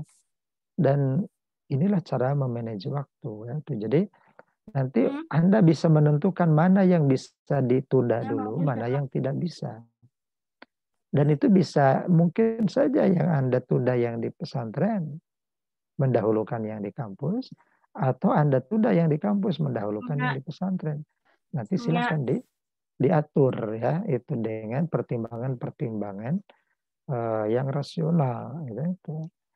Jadi kalau memang di pesantren ini misalnya bisa ditunda dan nanti bisa ditutup dengan serogan, mengapa harus meninggalkan yang di kampus misalnya. Tapi kalau yang di kampus bisa ditunda misalnya karena nanti bisa mengikuti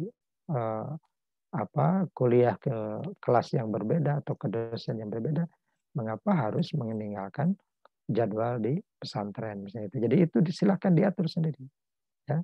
Dan manajemen waktu ini adalah sebetulnya sudah terbantu baik di kampus maupun di pesantren dengan adanya jadwal yang jelas itu ya itu.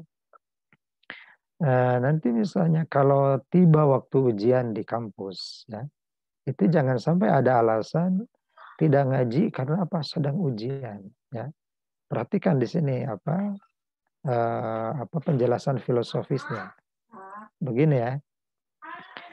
Pesantren Al-Ihsan ini kalau sedang ujian di kampus ya, itu di sini pengajian tidak diliburkan. Ya. Kenapa? Karena kami yakin ya, kalau kita ini diliburkan itu justru nanti akan mengendorkan semangat santri untuk kuliah di kampus. Jadi nanti kalau sedang ujian, kan mestinya ini ritme semangat belajar ini dipertahankan dan harus dipompa lebih tinggi. Nah kalau diliburkan jadwal pesantren, itu jadi menimbulkan kelengahan atau kekendoran semangat santri. Jadi akhirnya nanti di kampus juga jadi korban. Jadi karena di pesantrennya libur, jadi lebih leha-leha, lebih banyak waktu kosong, dan waktu kosong itu mafsadah, menimbulkan kerusakan ya untuk kita. Ya. Jadi kita ini yakin kalau kita ini banyak waktu kosong, itu malah membuat kita tidak diuntungkan, malah rugi kita ini. Dan itu banyak dirugikan. Nah, maka tetap tidak diliburkan meskipun sedang ujian, justru kalau perlu ditambah jadwalnya. Ya. Kalau di pesantren tidak ditambah jadwalnya, bikin jadwal serogan sendiri. Ketika ujian itu sehingga kita ini terpicu semangat belajarnya terus dapat dipertahankan. Ya tidak tergoda oleh liburan itu. Jadi saya dulu di pesantren saya itu saya punya saingan ya. Saingan itu kalau setiap pengumuman hasil semesteran itu rata-rata saya itu dari semester ke semester itu posisinya selalu nomor 1. Nah itu di bawah saya itu ada yang nomor 2, nomor 3 ya. Itu selalu dia berusaha untuk melangkahi saya ya. Nah, Tapi sampai selesai itu tidak berhasil mereka itu. Kenapa? Saya lihat mereka itu kalau sedang ujian, mereka itu menghentikan kegiatan-kegiatan untuk pendekatan kepada Allah. Misalnya tadarus, ya. Sehari-hari mereka satu hari itu misalnya 5 halaman. Tapi karena sedang ujian, berhenti itu tadarusnya. Kenapa? Karena sibuk mempersiapkan ujian. Nah itu kesalahan besar. Ya. Jadi Allah tidak ridho. Ya. Sarana pendekatan kepada Allah justru dihentikan karena ujian. Jadi akhirnya ujiannya tidak berkah dan nilainya buruk-buruk. Ya. Itu. Jadi ini kalau ujian di kampus, kemudian di pesantren diliburkan, itu terancam kita kehilangan ridho Allah. Ya. Maka logikanya ini, landasan filosofisnya, kalau kita sedang ujian, justru ya event-event atau kegiatan-kegiatan yang membuat kita semakin dekat kepada Allah itu dipertahankan. Jadi kalau sedang ujian itu ngaji jangan berhenti, tadarus jangan berhenti, tahajud jangan berhenti, duha jangan berhenti, sedekah jangan berhenti terus. Semua yang membuat Allah ridho itu jangan berhenti. Supaya kita dibantu dalam ujiannya oleh Allah. Kalau kita mengandalkan hanya potensi diri kita, dengan sombong tidak memerlukan pertolongan Allah, itu adalah awal kerugian, kecelakaan, atau kehilangan masa depan. Ya. Justru pada saat-saat genting ketika ujian, kita itu saat-saat memerlukan bantuan dari Allah. Maka semua kegiatan yang mendekatkan diri kepada Allah itu jangan dihentikan. Kalau perlu ditambah. Biasanya tadarus sehari cuma 5 halaman, saat ujian jadi 10 halaman. Itu mestinya begitu. Tahajud kalau sehari-hari cuma 4 rakaat, saat ujian 8 rakaat. Ditambah, bukan berhenti gitu ya itu. Nah, pengajian juga begitu. Kalau tahajud kalau tidak ujian hanya mengikuti jadwal saja, dia saat ujian tambah dengan slogan, bikin jadwal sendiri. Itu bisa lebih kondusif untuk Anda berprestasi ya itu. Itulah cara mengatur waktu ya, itu juga sekaligus menjawab Hamiduddin ya tentang aktivitas di kampus, tentang rusuh itu ya. Seperti itu sudah terjawab. Kemudian itu dari Sri tadi tentang ujian dan ijazah, kita tidak ada ujian ya dan kita tidak ada ijazah. Ijazahnya itu adalah prestasi Anda ya. Jadi kalau Anda mengikuti semua proses pengajian di pesantren ini dengan baik, kita jamin prestasi Anda di kampus itu cemerlang dan masa depan Anda di masyarakat nanti gemilang. Itu kita jamin. Ya. Dan itu ijazahnya. Ya. Jadi tidak perlu kita ada ijazah formal ya, yang itu kadang-kadang menistakan ya, karena ada mahasiswa yang mimpinya adalah mendapatkan ijazah, bukan mendapatkan ilmu, bukan mendapatkan ridho Allah, tapi hanya untuk secarik ijazah. Wah, itu kan naif sekali itu ya. Maka kita hilangkan itu apa yang bisa menurunkan himmah kita untuk mencari ilmu itu, untuk berjihad itu ya itu. Nah ini yang terakhir itu dari siapa itu yang tentang lamanya pesantren ya itu juga tidak ditentukan ya itu. Tapi rata-rata itu santri di sini itu ya rata-rata 4 tahun. Jadi berjalan seiring dengan lama kuliah Anda. Kalau Anda kuliahnya betah misalnya sampai 12 semester atau 20 semester ya di pesantrennya juga selama itu gitu. Atau ada yang sudah 3,5 tahun selesai S1, lanjut ke S2 2 tahun, lanjut ke S3 ya 3 tahun, itu berarti di pesantrennya ya sekitar 9 tahun gitu. Jadi itu tergantung atau terpulang kepada mahasiswa masing-masing ya. Kita sendiri tidak mematok harus sekian lama, tidak. Karena yang masuk pesantren juga tidak semuanya dari semester 1. Ada yang masuk semester 3, ada yang semester 2, ya. Gitu. Segera itu ya penjelasannya. Silakan, ada yang lain? Oke, terima kasih mungkin atas jawabannya, Pak. Dan tadi mungkin semua jawaban semua pertanyaan sudah terjawab. Dan maaf nih untuk teman-teman karena masih ada yang bertanya dan pertanyaan-pertanyaan yang belum dijawab pada malam hari ini bisa nanti ditanyakan langsung kepada mentor-mentor di grupnya masing-masing. Namun sayang sekali waktu kegiatan kita pada malam hari ini dibatasi oleh waktu. Karena mungkin itulah salah satu tanda bahwa kita ini adalah makhluk. Nah, teman-teman sekalian, selanjutnya mungkin adalah kata penutup ataupun closing statement dari Pak Prof. Disilakan Pak untuk memberikan closing statement untuk menutup materi pada malam hari ini. Oke. Pertama, Anda semua nanti menyempatkan diri bersyukur secara khusus kepada Allah. Ya. Jadi Anda komunikasi dengan Allah, mungkin nanti dalam tahajud Anda, nyatakan rasa syukur Anda kepada Allah, bahwa Allah telah membimbing Anda untuk masuk ke pesantren ini.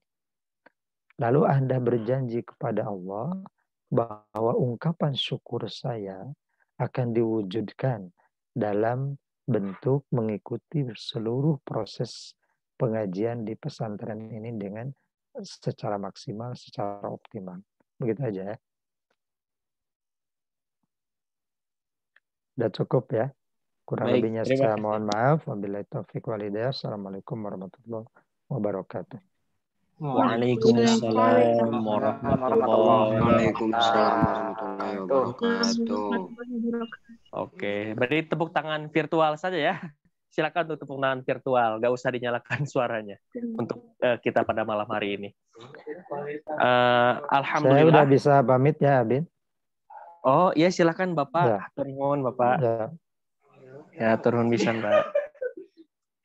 Alhamdulillah, teman-teman sekalian, tadi terkait materi sistem pendidikan di pesantren Al-Ihsan sudah kita bahas, dan tadi ada beberapa catatan tentang keunggulan, kemudian metode, sekaligus tentang bagaimana sih cara kita mungkin menuju waktu di pesantren Al-Ihsan.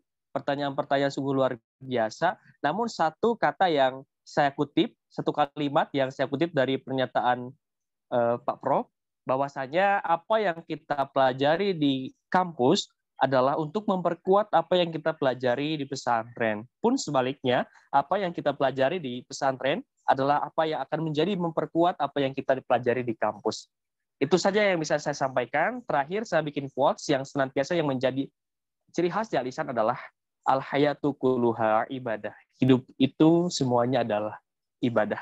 Billahi taufik wal hidayah, waridha wal inayah. Mohon maaf apabila ada kesalahan dari saya selaku moderator pada kesempatan hari ini. Saya Abin Pak Aldani undur diri dari hadapan teman-teman sekalian. Terima kasih. Billahi taufik wal hidayah. Wassalamualaikum warahmatullahi wabarakatuh. Waalaikumsalam warahmatullahi wabarakatuh. Saya kembalikan ke panitia atau ke MC. Silakan. Baik, terima kasih banyak saya ucapkan kepada Bapak Profesor Kiai Haji Dinin Solahuddin MA yang telah menyampaikan materinya yang begitu bermanfaat bagi kita semua, dan juga saya ucapkan terima kasih kepada Kang Abin yang telah memandu acara kita sehingga dapat berjalan lancar. Nah, kawan-kawan gimana? Udah lelah belum? Gimana materi hari ini? Rame kan? Saya mau tanya nih sama salah satu kawan-kawan. Di sini ada siapa ya? Sebentar, saya coba cari dulu. Ada Taliah Hafiz. Bisa tolong suaranya diaktifkan? Halo? Taliah Hafiz, ada nggak?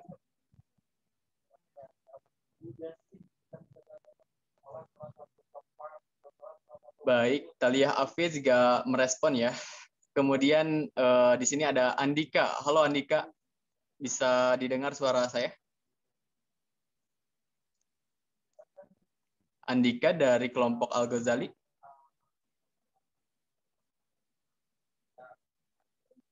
Baik, tidak ada respon Ya, juga. Oh ada. Boleh disampaikan terlebih dahulu tidak apa yang dicatat oleh Andika dari materi barusan? Silahkan. Oh iya ada. Silahkan. Bentar, Kak.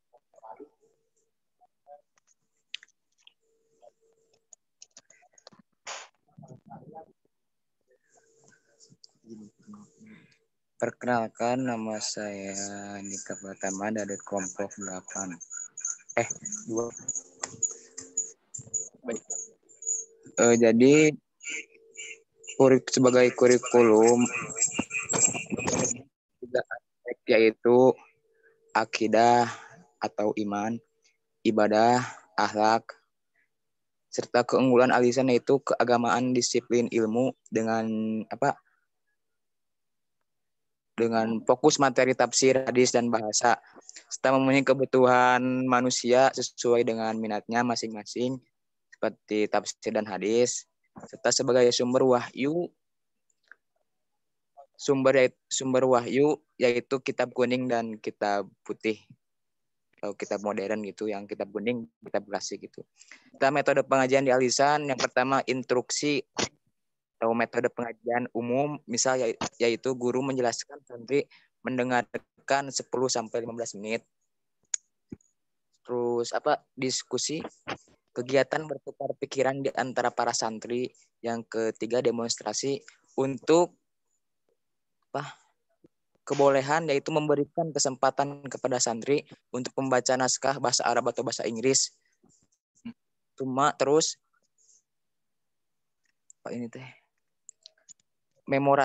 memorasi untuk bidang tertentu seperti tasrif atau sorob atau Al-Quran. Terus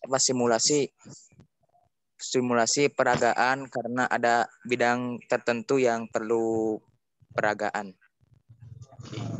Terus yang terakhir ada kuisasi, pengembangan syair atau bisa disebut kitab Imriti.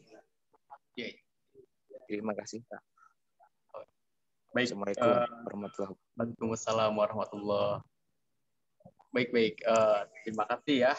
Barusan sudah mencatat juga. Bagus, banyak poin-poin yang dicatat. Saya mau coba lanjut ke Fitri Sri Rezeki. Ada gak?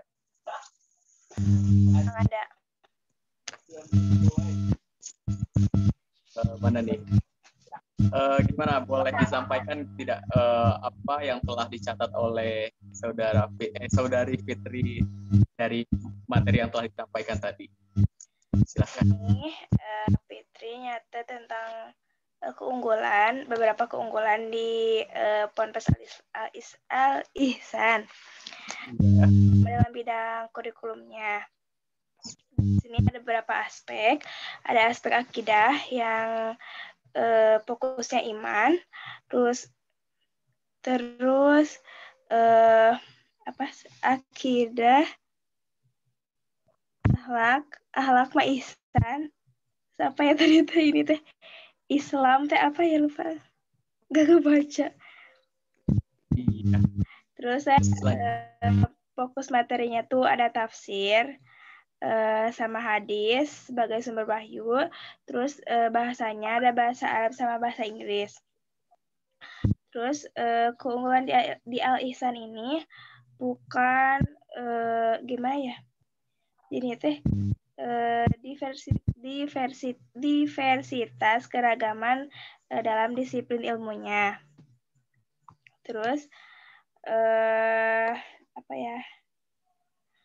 Al-Ihsan juga bertujuan untuk mengayomi kebutuhan manusia, kebutuhan mahasiswanya, kebutuhan santrinya dengan sesuai dengan kebutuhan masing-masingnya.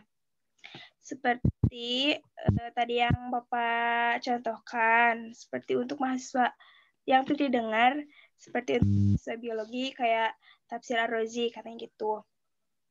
Terus sumbernya di sini ada kitab kuning yang sistemnya kayak klasik sama kitab putih. Apa sih itu sebetulnya kontemporer. Terus klasik sama kontemporer di sini dipelajari. Terus ada metode yang digunakannya, ada 6. Yang pertama ada instruksi atau kayak balaghah lagi, jadi kayak metode ceramah kayak seperti di kelas gitu. Terus ada diskusi, terus ada demonstrasi di mana unjuk kebolehan atau membaca naskah-naskah. Terus ada memorisasi seperti untuk memudahkan pembelajaran tasrif atau sorof. Jadi menggunakan ini seperti dalam menghafal wajan dan maujun. Terus di sini ada puitisasi. Itu cara metode syair seperti menghafal imriti, alfiyah, yakulu dan lain sebagainya. Terus ada metode simulasi. Di sini seperti untuk mempraktikkan seperti dalam bidang mantek dan lain sebagainya. Di Al-Ihsan juga ada pengajian mandiri, yaitu atau sering disebut dengan sorogan. Keunggulan slogan ini yaitu adalah fleksi subjek, fleksi time, sama fleksi research. Terus ada juga yang disebut dengan mudzakarah dan mutolaah. Mudzakarah ini mengingat kembali atau mengulang-ulang setelah pembelajaran, sedangkan mutolaah adalah sebelum pembelajaran.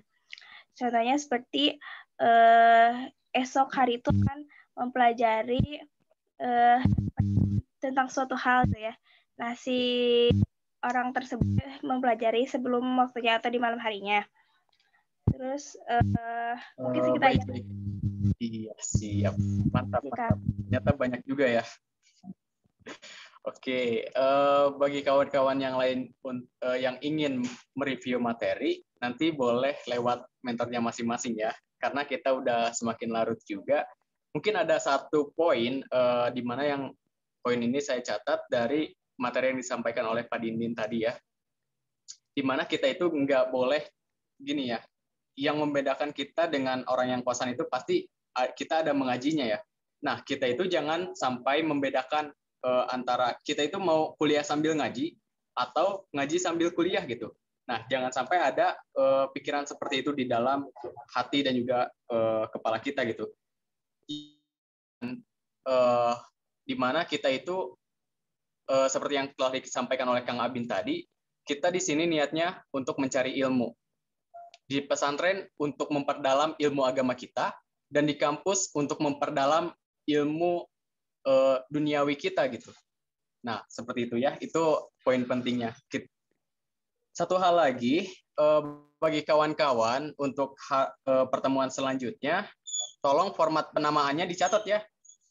Untuk format penamaan, itu pertama nomor kelompok,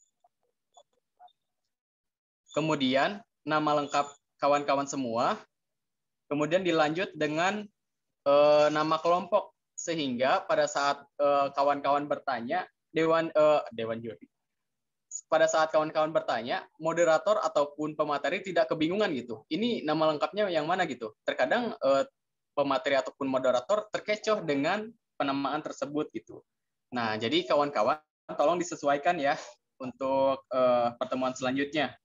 Nomor kelompok, nama lengkap, dan juga nama kelompok. Seperti itu.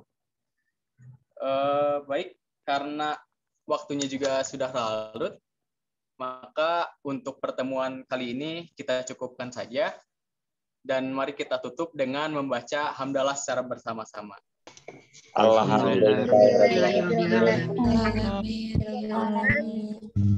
Alhamdulillah.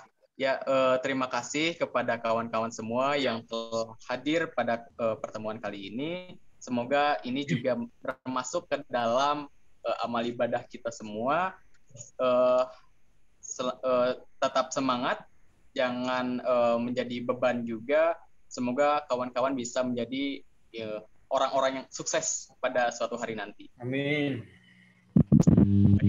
Mohon maaf apabila terdapat banyak kekurangan dalam penyampaian ataupun perbuatan. Sekian dari kami. Wassalamualaikum warahmatullahi wabarakatuh.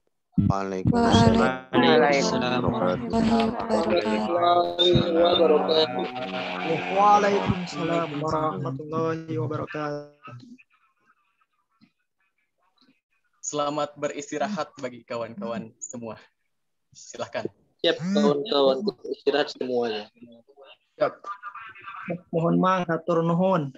Ya, sama-sama. Atur nuhun, Kang. Tunggu di alisan ya bagi yang alisan. Atur nuhun, Kang Adam. Salam dari semua. Yo.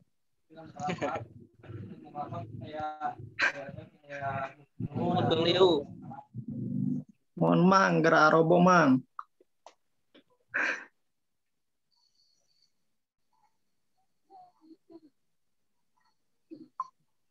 Oh iya, mohon maaf Akang Teteh sekalian.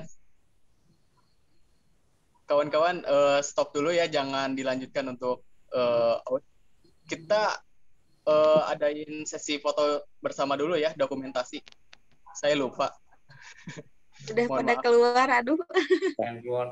Ya Allah, aku berdosa banget. Atau diingetin lagi Kang mungkin di grup ya. Asalnya 200 jadi 90, Kang. Iya ya. Hilang 50%. 60. Besok dewe Kang atuh. Terus tarunuhun panginten. Ya udah, siap kalau begitu. Karena tidak semua juga ini nggak memenuhi quorum, jadi untuk sesi dokumentasi kita tangguhkan terlebih dahulu saja ya. Oke, terima kasih. Mohon maaf. Iya, Kang, nggak apa-apa. Ya, Kang, Iya. nggak apa-apa. Gak apa-apa, Kang. Kang Fajar.